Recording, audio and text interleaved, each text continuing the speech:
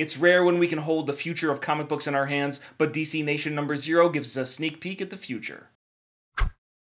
What's up, everybody? I'm Stan, and welcome to Detail Comics, where we go over comics in detail. This is an I Review, a show where I go over a comic book, its story, its art, give you my impressions, and let you know whether it's something you should go back to the comic book shop for or not. Make sure you subscribe to get more of these every single week.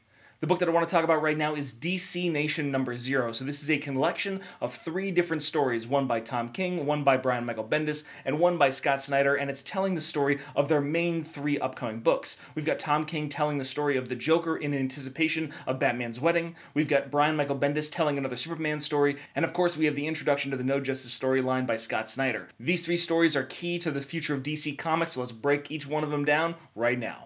DC Nation number 0 is an interesting concept because it combines 3 different stories, one that is dealing with Brian Michael Bendis' Superman, one that is with Tom King's Batman and the wedding of Bruce Wayne and Selina Kyle, and the third, the No Justice storyline from Scott Snyder. And we're going to open up with something that is brutal, followed by something that is bold, and then something that is kind of bland. So when we open these things up, we actually see the Joker peering through a mail slot, holding a pistol in his hand, asking Roger, whoever Roger is, whether the mail has come yet today. And Roger, sitting there nervous, seeing this madman, this person that he's probably only heard about in passing stories or on the news as this kind of serial killer that has taken control of Gotham at various points in time. He sees this man standing at his mail slot, looking out, waiting for an invitation that Batman is going to send him regarding his wedding. That is the entire thing, and it's just a consistent wait, the tension that just continues to build to ratchet. He grabs 2 chairs, he sits Roger down, and they just stare at the mail slot, waiting for the post to arrive. And we talk about all these different things. We've got the Joker sitting there lulled into a sense of security as Roger grabs for the gun, pulls it out, and then bang! All we see is the flag that's emerging from the edge of the gun. And this is going to lead to something completely different. It's just like, Roger's like, I'm gonna die, you know, I'm just gonna die. And the Joker's like, no, absolutely not. Well, maybe, and this is just the continuation, you know, the Joker is just being played up here in Tom King's writing. This is far beyond what the Joker was inside the War of Jokes and Riddles. This is a Joker that is heavily into his groaning dad-style jokes. It is a Joker that has this kind of sadistic menace inside his eyes, this wild-eyed crazy that is no way predictable in any manner. There's a haunting image from Clay Mann that just shows his wide, toothy grin, his beady eyes, and everything that's really dealing with this entire thing. And then finally, the tension hits Roger. He just starts ranting about all this kind of thing. He's just like, Batman's not getting married. It's like, I don't know what you're trying to do. It's like, there's no way he's going to send a random invitation to a random house on a random day. And then overall, it's just one of those things where it's just absolutely crazy. And the Joker just keeps making jokes. Like, his insanity is so palpable. You can just taste how crazy he is. And then at one point in time, the mail slot opens with a scree, and then these letters just drop right in, one sealed on the backside, and that is what we see. Joker picks it up, pulls it in close to him, giddy, happy, gleeful when it comes to it. It's just like he's been officially invited to the wedding of Batman and Catwoman. He can't even believe it. The groom, the bride, they're going to have such a great time, and he shoots Roger in the face. Just straight up shoots Roger in the face. It's crazy. And he's just like, I'm happy. And when I'm happy, I kill people. And it's not even an invitation. It's not even some sort of crazy manifestation. It's just a thing from the Department of Education about the daughter, which is kind of ridiculous.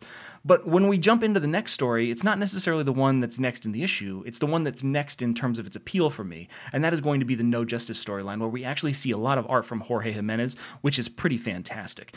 You've got Batman kneeling down before this alien race before we see Justice League Entropy make its way onto the actual playing field, which includes a team of Deathstroke, Beast Boy, Lex Luthor, Lobo, and all these kind of people are taking on this different task, and it's really about the blockbuster cinema scope of this No Justice storyline, and this is going to lead into the Francis Manapul team book that they're introducing over the course of May. But once we're done with Entropy, we jump right over to Team Mystery, where we see Superman swinging Starro and throwing him into this unfortunate, ungodly brain kind of thing that is sending off these seeds and spores spores and all this kind of stuff that they're trying to devastate, which is a team of Sinestro, Starro, Martian Manhunter, Starfire, and Superman, of course, himself.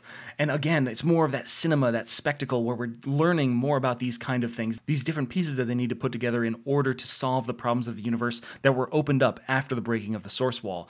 Jumping from mystery to wonder, we see Wonder Woman, Zatanna, Etrigan the Demon, Dr. Fate, Raven, the daughter of Trigon, and these are also other characters that are going to be fighting against the magical and mystical aspects of the world. They're going to be checking out ruins and how this is going to be impacted. But what this all boils down to is the fact that the Omega Titans, these kings, these giant celestial-like beings, are going to be headed for a variety of different planets, Kolu being one of them, the Brainiac planet. And when we're done with Wonder, we hop over to Wisdom, where we see the Flash, we see Cyborg, Robin, the son of Batman, we see Harley Quinn, and these are all together with Adam, and they're the last team that's going to be dealing with this cosmic threat. But the thing is, there's still some things going on Earth. Since everybody's operating out of the Hall of Justice, somebody still needs to be keeping the fort down, and that is going to be Oliver Queen, Green Arrow, as well as Kara, Supergirl. And as she flies out through the clouds, piercing the upper atmosphere, heading into space, she comes face to face with the threat that everyone is going to be dealing with, and that is these Omega Titans, these giant celestial beings that stand on the horizon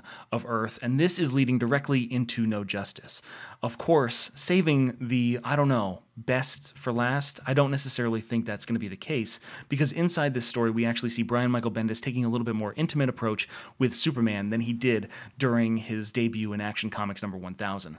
And it's a heavy dose of dialogue, mostly from Perry White, when it comes to these various aspects. It's a relatively deep dive into the former Christopher Reeve style of Superman that is rather bumbling, and he doesn't necessarily talk with the kind of confidence, which is a shame because we already have a very strong and established Superman in the previous series that was done by Dan Jurgens and the one by Peter J. Tomasi and Patrick Gleason. There's a certain level of respect, a certain level of confidence that has happened, that has come from Clark Kent inside those roles. And as he relays this story of Superman taking on these LexCorp kind of smugglers and black market dealings, we see a lot of different changes inside the Daily Planet. The first and most obvious is that Lois Lane is not working for the Daily Planet anymore.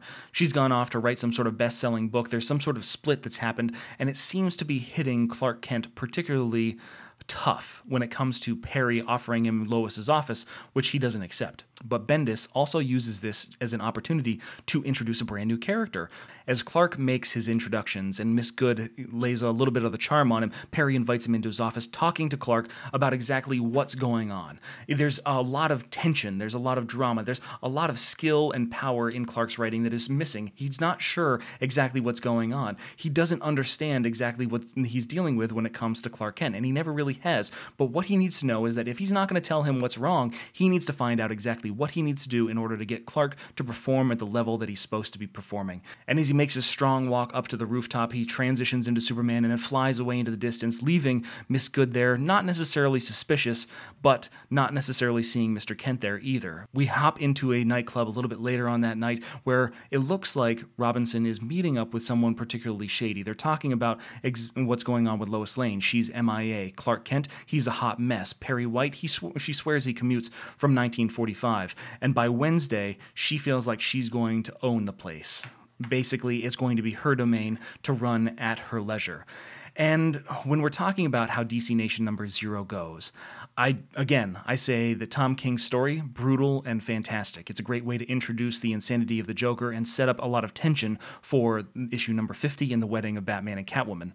No Justice is a spectacle. It's very much a Michael Bay blockbuster style story, which is going to be telling larger-than-life pieces, and that hopefully they're going to execute visually as well as emotionally. I'm hoping that Scott Snyder and team can bring all these things together. But when it comes to Brian Michael Bendis, he essentially undermines a lot of the recent storytelling that's been done by Dan Jurgens and Peter J. Tomasi and Patrick Gleason. There's a very strong rapport between Clark and Lois, and there's a great family dynamic with the inclusion of Jonathan Kent, and in this prelude to what happens in Man of Steel, there's no real telling exactly where that is, and it looks like it might have been split apart. So while I am cautiously optimistic about the future of No Justice and New Justice after that, and I know that I'm going to really enjoy the rest of Tom King's run on Batman, Brian Michael Bendis is not really doing anything to win me over to his side when it comes to telling Superman stories.